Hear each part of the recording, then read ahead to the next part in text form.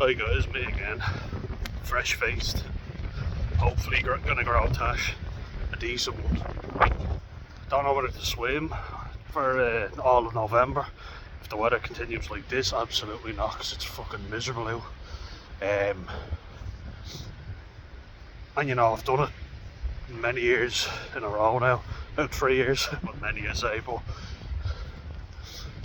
and I got in every single day. Sometimes I was getting in at night, which isn't very pleasant. Well, at first anyway, but the waves would be this bad. I saw the sea earlier, and it's mental. It's we're getting a bit of the knock-on effect of the storm in Jamaica. They're getting it bad at the moment. Tropical paradise turned into a stormy nightmare. But I was talking about something yesterday and then my phone died. I kind of got to the point that I was going to make anyway, but it took me a while to get there, as it always does. So I was talking about going to the cinema, the pictures, with our group. We're doing a fun week for their midterm. Brought them bowling today and it was fun. I wanted to play. I was annoyed that I wasn't playing. I'm not even great at it, but I just thought, you know, I'd like to play for the crack. I take part in all the activities. Play pool and FIFA with all the lads, so I was thinking playing bowling would be a bit of crack, but a bit of fun for anyone who thinks I'm talking about drugs. FYI for anyone who's not, crack in Irish, as in C-R-A-I-C, means fun. So if I say we had great crack, I'm not talking about drugs, I'm talking about fun. C-R-A-I-C, not C-R-A-C-K. Rambling again. Apologies.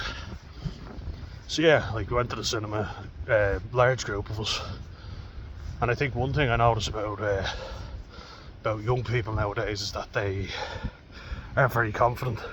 You know, and if anyone's watched my interviews with Robbie, the former social care worker, he says a few young people that he's worked with haven't even got the confidence to make a phone call. You know,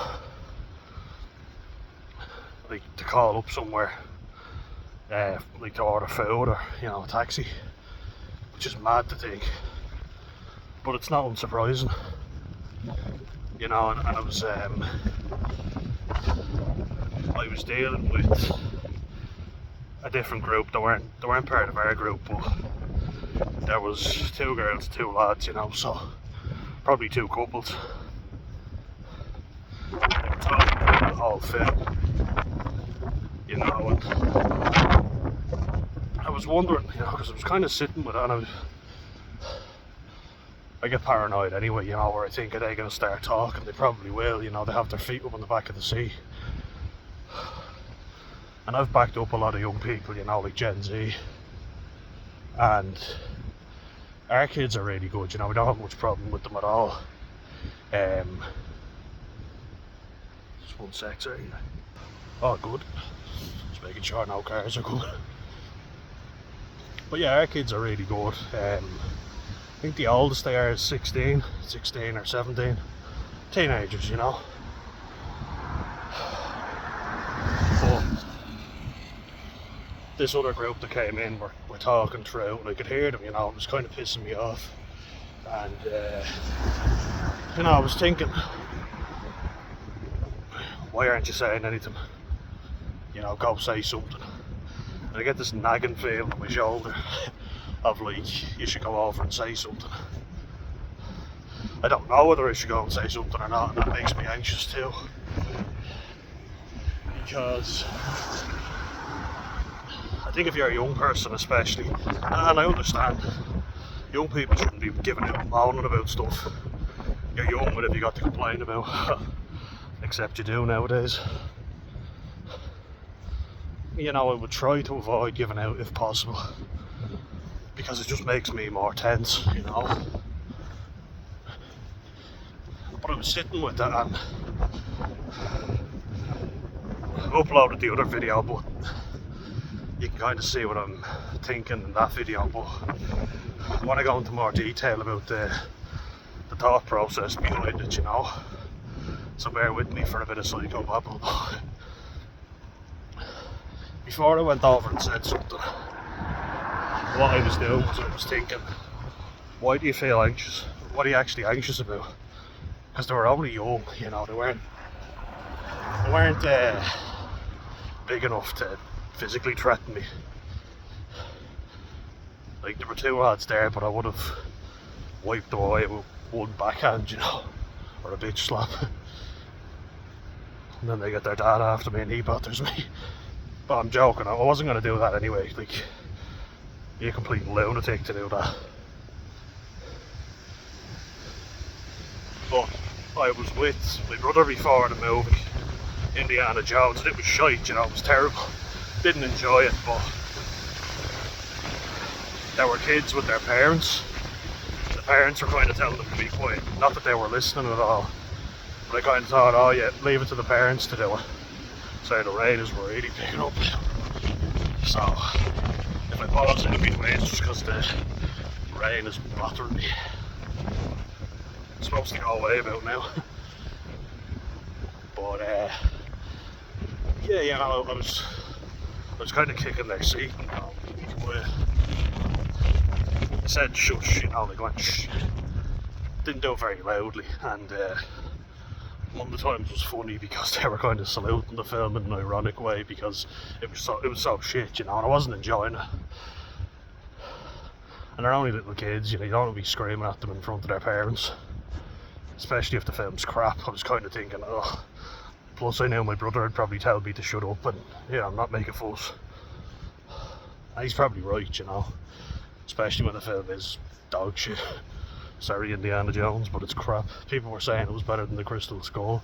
Not a chance. That film was epic. Love that film. And I wouldn't be the biggest fan of Indiana Jones, you know, my brother would be. And he said the film was shit as well. Films are just living in nostalgia, aren't they? Jeez, I went to see Top Gun and Mission Impossible. The amount of flashbacks they did to previous films shows you the state of Hollywood nowadays. Poor cows getting absolutely drenched. Hello, how we all doing? Coming over? Yeah, they're all over there. I feel like, you know, Father Ted. These ones are small, those ones are far away. Small, far away. Oh, hey, how yous all doing? Bullocks. Look at that. Going on for a chat. Miserable weather, isn't it? I know. How yous doing, friends? Hello. What are you doing for the day? Going out for Halloween? You guys are fine, big bullocks, aren't you? Oh, you're not, you're a female. See the others. The others. Ah, a young female. Oh yeah. Tiny little others. Look at that. Well, hello. How you doing? You two a couple. Lesbian cows. Wonderful weather we're having, huh? You're not impressed. Lover's tiff. Anyway, see yous later, guys. Or ladies. That's all. Alright. Hope yous are all doing well anyway. And hopefully the weather picks up soon. Ta-ta for now. I swear they know what I'm saying. See you guys. I love talking to the animals. A lunatic. Ah, fuck it. Why not? Don't really bothering them for too long though, with my shy. But yeah, getting sidetracked as always. Just have to talk to the animals, of course. We were seeing Sketch. Really good film. I was very pleasantly surprised. bit dark, you know, especially at the start. And like a lot of films, they kind of just get into the storyline. Mother's dead, and spoiler alert, FYI, but I think Tony Hale's actually kind of funny. I know I've seen him in something before. I can't remember what, but he was funny. Credit where it's due, and the kids were quite funny. Gotta give credit to them. The child actors were quite funny. No, very pleasantly surprised. I didn't know what we were saying until we were actually in there and the movie came on. I thought it was sketch because we've been talking about it, but wasn't sure. It's 12A, but don't know if I bring your 12-year-old to it. It's not actually that dark, you know, you kind of think it's going to be, but it's not really. But I was enjoying it, and the kids said they really enjoyed it afterwards. But there were these, you know, teenagers, they had to be teenagers to go and see it, and you know, one of the girls kind of stepped on my toe when she was going up, but she said sorry and apologised, so I was like, ah, you're okay. She only weighed about 2 stone. I could barely even feel her, but I was kind of like, oh, fuck's sake, but she apologised, and ah, you're okay, you're okay. But they were talking throughout the whole film, putting feet up on, not my seat, but, you know, just, you're not supposed to. It's a bit of a dickhead move. And eventually I was just thinking, oh, here, sorry guys, could you just be quiet, because the kids are trying to enjoy the movie with us and they can't. Kind of using them as an excuse, but truth is I was enjoying it too. But I thought, you know, be reasonable. It's pretty reasonable to say sorry, could you stop talking please, because our kids are trying to enjoy it. And I think that's important to mention. If you're reasonable with people, then I think you can elevate the situation if they get unreasonable. But it's just something I wanted to make a point of, because I'll mention it again. I've mentioned him a lot, but I find his channel very good, so that's why I keep going back to Paul from Adult with Autism. Bald fellow with a big beard, a lovely beard. I aim to get that length one day, but after November, of course. But when I asked him about conflict, he says he avoids it because he believes there's no situation that can't be amicably resolved, and he always tries to be courteous for other people. I see a lot of the same things in my mum actually, where she'll be overly courteous for everybody else, and I'm kind of just like, fuck them, you know. Then I feel bad when someone's pleasant to me, because I'm like, oh, I was such a dickhead there. But a lot of people, and I don't think the kids that were in the movies were being bad kids. I don't think they were, you know. Just when I asked them, sorry, could you just stop talking, because our kids are trying to enjoy the movie, and they were like, yeah, okay, no problem. I could see them like kind of whisper, but I couldn't hear them, so I was like, you know what? It's nearly over, and it was getting louder towards the end, so they didn't make as much noise anyway. I thought I looked like a right cockshite if they don't stop talking, or at least aren't. But I will try and leave it, you know, like if I can't really hear them and I can enjoy the movie, I will avoid saying anything, so one, I can get on with the film. I just want to enjoy it, you know. And if I'm not enjoying it, I guess what's the point, because I don't really care. It's a load of shite. Everyone was kind of talking during Long Legs, actually not during, but at the end of it. Kind of talking because it was so bad. I'm sorry, Nicolas Cage, but that was horrendous. Terrible fucking movie. Like, I still don't get it. They couldn't pick a team and stick with it. They went with the creepy doll, the satanic sort of team, and Zodiac Killer. And And then the serial killer, of course. And then of course a creepy nun thrown in, a creepy doll. So you pick a fucking movie and stick with it. It's like we copy Annabelle, The Exorcist, or the nun. And why not do all? Just throw it in zombie again. And like as a teenager you're kind of like, you're happy-go-lucky, you know, you shouldn't really be moaning and complaining. Because you know teenagers are always giving out or moaning. Usually to their poor parents. I kind of feel bad about that, you know, because there were so many things that would trigger my sensory system. So I feel bad for my poor parents about that. It's probably not, it's not great bringing a kid around, they're always giving out, you know. There was a period of time where I was like that, you know. Going into a shop and complaining because I thought I was being short-changed. It's always a thing with me, you know. So I don't want to appear like a dickhead. But that's the one thing, so I'm kind of nervous about that. And when my dad called me a dickhead because on a plane I told someone to stop kicking my seat. It's kind of weird, you know, because in Ireland we do think someone's a dickhead if they complain. To someone's face, that is. You know, in America it's probably not unusual. They seem to complain about everything, but they actually do, you know. You can let me know.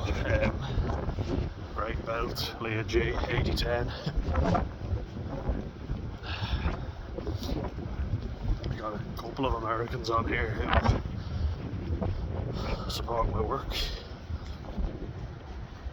And you can tell me, you know, it's probably different depending on what state you're in, you know, and your heritage as well. I suppose if you're of Irish descent, you probably are less likely to do it. Because we always complain afterwards and moan, but we never do it to the person's face. That's something we're all really bad at. And it kind of drives me mental. It's kind of like, at least if someone has a problem, they say it, they're not reaching behind someone's back. You know what I mean? English people are quite similar. Not for being overly polite and not saying anything. The British guy.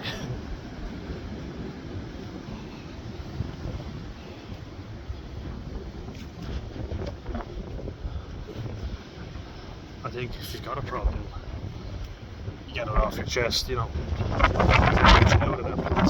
don't have to be a dickhead about it. That's better, you know.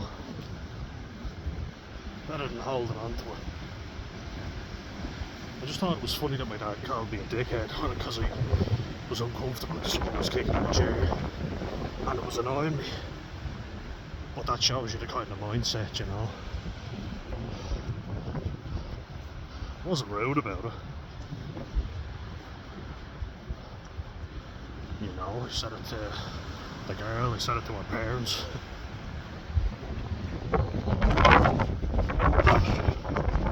And it's pretty reasonable to say it to someone. You know, if they're belting your seat, you're like, will you fucking stop?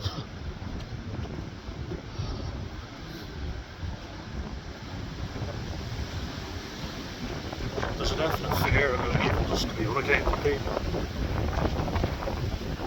You know, it's a weird one. And in Ireland we're not great at dealing with it. We kind of bottle stuff up.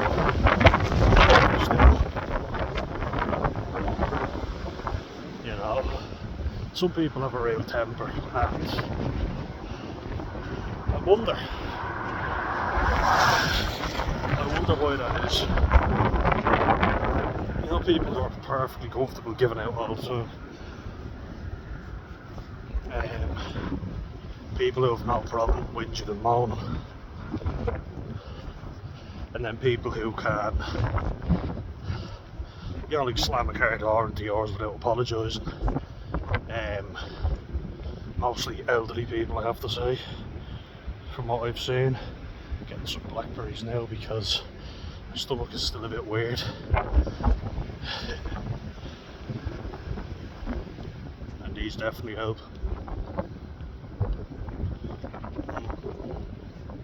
great, but still okay. I'll be on the lookout. Yeah, there's not that many left. No. Oh well.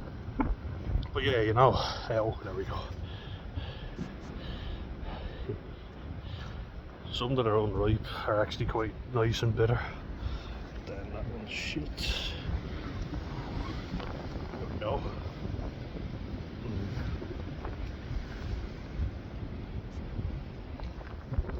Lovely.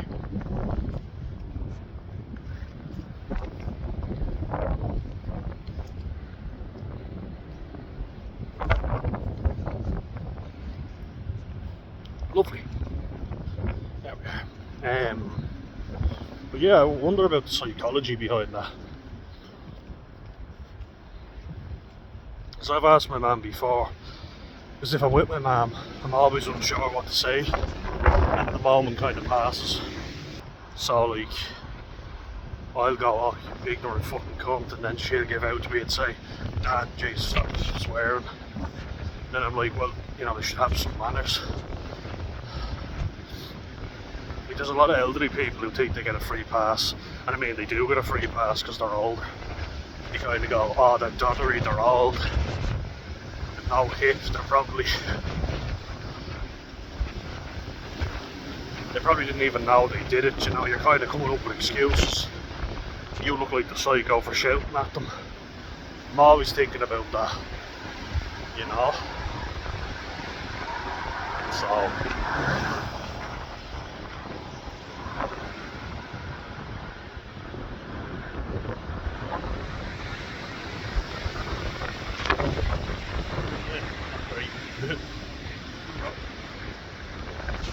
yeah, that's nice. That face ought to tell you all you need to know. Hopefully that'll sort my stomach out. But yeah, I was oftentimes when I'm with my mum, I'll kind of be like, do you want me to say something? And that works really well for me. Instead of me flying off the handle, I'll ask her if she's okay or if she wants me to say something. You know?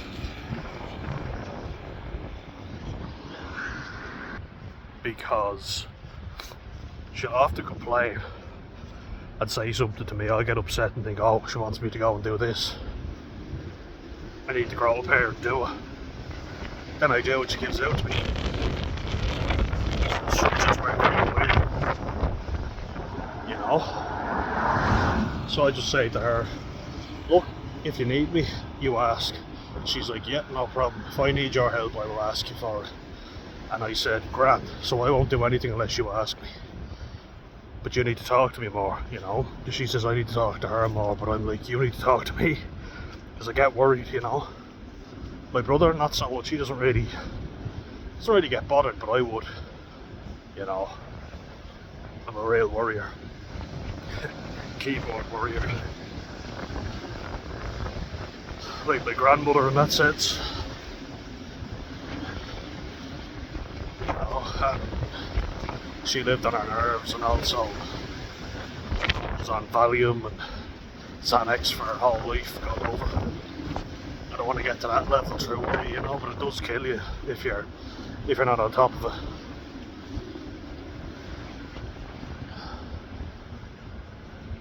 Yeah, it's just like going to that situation where you're in the movies and someone's talking and you're like, could you just please be quiet? Instead of screaming, shut up, or shh. Kind of, well, I guess that'd be quicker, wouldn't it? But people would not hear you or know that you're talking to them. I don't know, what made me nervous is just talking to people. You know, just a bit of book there. There's over too. Yeah.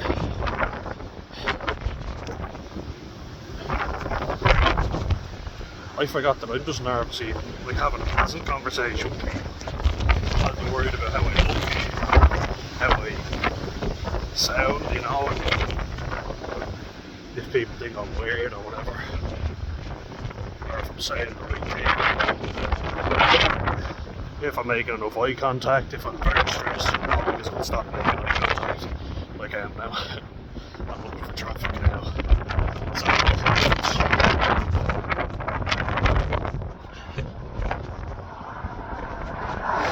So, sometimes I assess the situation and I'll be like,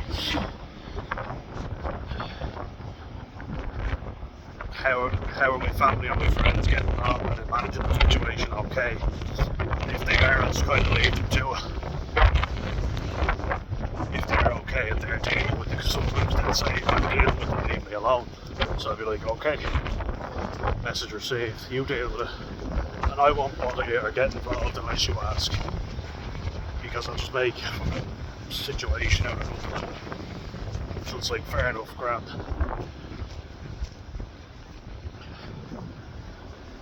It's just like how to be more assertive, do you know what I mean? It's a dread to think about good people getting taken advantage of because they try to please everybody else and not themselves, you know. And I think it's something neurodivergent people need to watch out for, because we're already stressed out by the environment itself. Do you know what I mean? Like loud noises, bright lights. I don't know about you, but it causes me to get tired and agitated, and then I'm trying not to allow it to get the better of me. You know. But it makes me tired to begin with, so I don't have as much staying power. I think that's something that I heard Dr. Phil call it that before, when you're arguing with a highly narcissistic person. They've got more staying power, which means they've got more energy to argue. They can argue all day with you about how you're wrong and they're right, and they will never back down. And that's definitely true, you know. I will run out of energy a lot quicker. It's tiring for me, you know. And plus there's the thing of not knowing when people are taking the piss out of you or just having a laugh and slagging you, especially in Ireland, you know. Like, it's different in other cultures because in Ireland we're known for taking the piss out of people. And I'll give you a good example. My uncle, he was a bit of a prick anyway, you know, but he's a likeable prick to a degree. But my mum just had her birthday there. I guess I kind of have to reveal her age to say the joke, but she's 59, looking wild for it, I must say. Happy birthday again, ma'am. Had to rebook a night out for her, or you know, just a dinner. I booked it twice and my stomach was killing me both days. I was actually willing to go. She said no. I was like, but I want to go now. I've saved my hunger and everything. She was like, we'll go when you're feeling better. So okay, but my uncle said, oh, only a year of 60 now, you know. And he's like 64, 65, or he will be soon. You know, just rubbing it in. I kind of think that's a weird thing to say to your sister. But it's kind of an Irish thing. We kind of do that, you know, we take the piss out of people. When I was younger, I really struggled with that, you know. I was very sensitive because I thought, oh, you're just being an arsehole to me. Then some people would cop onto that and go, oh, we can get at this fella. So it's kind of exhausting, you know. That's why I hate conflict if it can be avoided, you know. And I'll kind of just let names brush over me, you know. I often find it weird when people get into a fight over words. I kind of just learn to avoid people like that, you know, and stay away from them. Because I don't want people like that in my life anyway, and there's a very nice way to avoid it, and easy ways to avoid them. Walk away from them. Don't have them in your life if you can avoid them. And if they're going out of their way to bother you, then do something, you know. Because that's harassment and that shouldn't be tolerated at any age or any level, you know. I'm like talking about dealing with conflict in everyday life. And if you're neurodivergent and you watch this, please let me know. I'd love to get your thoughts on this. It's something that really interests me. Or even if you're just not neurodivergent, but like if anyone, just let me know if you think you're more, conflict avoidant. I get it, but it's weird, it's weird how I get it, because people would always be pushing to calm me down and start afraid I'm going to do something. And if I do react, it's always, oh, you should know that. Just pick a few blackberries and I'll carry on. I think this one looks good. It's really good. Ooh, not bad at all. Ooh, it's a lovely taste actually. Calm me down. Ooh, very nice. These ones are good. Big one there. Ooh, it's solid.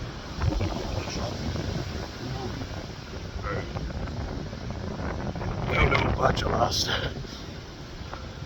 The 30th of October, no less.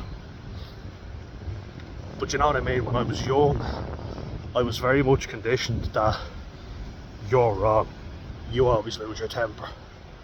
But people were saying horrible things to me and doing horrible things to me. Then I'd end up crying, I'd get so wound up that I'd start crying, and it was quite embarrassing. But even like if older kids hit me or whatever, I would always defend myself. Sometimes stupidly, As I got older, I kind of got a bit wiser, especially in secondary school. Oh, this lad could kick the shit out of you, so be careful. 6 years older than you, you ain't winning that one. Choose your battles carefully, which I think is an important skill to get, because you will be humbled. And I've never really been, thankfully. There's certain times where I was having a row with an older fella, and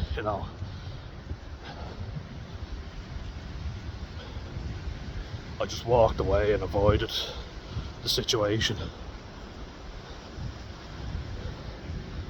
We didn't get into a fight. He was kind of told to calm down and be as well. But there was always someone there to tell me to watch my temper. And I've given numerous examples of that, but it really pisses me off. Because people were actually looking at people antagonising me, and they did nothing to them. But I was the one who had to sit back and have a discussion. It might seem like I've got a persecution complex, but I do, because it happened. I'm not making it up. There's a lot of sneaky little fuckers who know how to get you into trouble when they're the aggressors and you're the victim, but they know how to do it. What annoyed me about particular incidents, especially like in school, was the teachers were looking at it. They were looking at people throwing stuff at me or trying to slap me to annoy me. Me grabbing them and losing my temper. But I'm one who has to sit back and have a discussion with them. They weren't being brought back. And I'm like, fuck off. I think it's because I was an easy target, My parents wouldn't really complain. Especially my dad, would accept what the teacher was saying. Where some people's parents would make a big fuss. The kids were more popular than I was, so there'd be more of an issue made about it. Whereas I wasn't really very liked by a lot of the teachers. So I was a very easy target, Very easy. I got exhausted, I got tired, and I bring it back to, if you're dealing with a dispute with someone nowadays. I was dealing with a lot of trauma from that exhaustion in the workplace of having to row with people, and it does affect how you deal with stuff now. I was just so burnt out and beaten up that, I couldn't cope. I was done. So when I got into jobs, I was extremely depressed, and I didn't have the energy to argue. And what pissed me off was people would give me a mouthful, but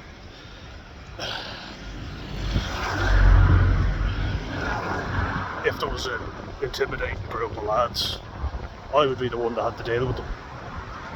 Let's go. Poor mushroom got knocked down. Oh cool. Really is. It's deadly. Blended into the background now. But you know, I'd have to go over and say, sorry, you'll have to leave. And I didn't like that. I had to psych myself up before. But some people, it just comes to them like that. They can argue with someone. They can row with somebody. Again, going back to Paul from Adult with Autism. He did something which I absolutely do. I pause and assess the situation, whereas everybody's, you know, chaotic and like, don't just stand there and fucking do something. Whereas we have to assess what's going on.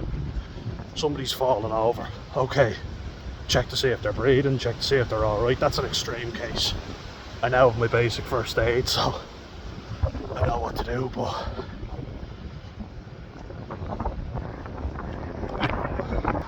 it helps to know what to do. But I would agree with him. I don't think there's any point in stressing for the sake of stressing. And in Ireland again, we're particularly good at that. The amount of stuff in here. There's a Gaelic football and everything.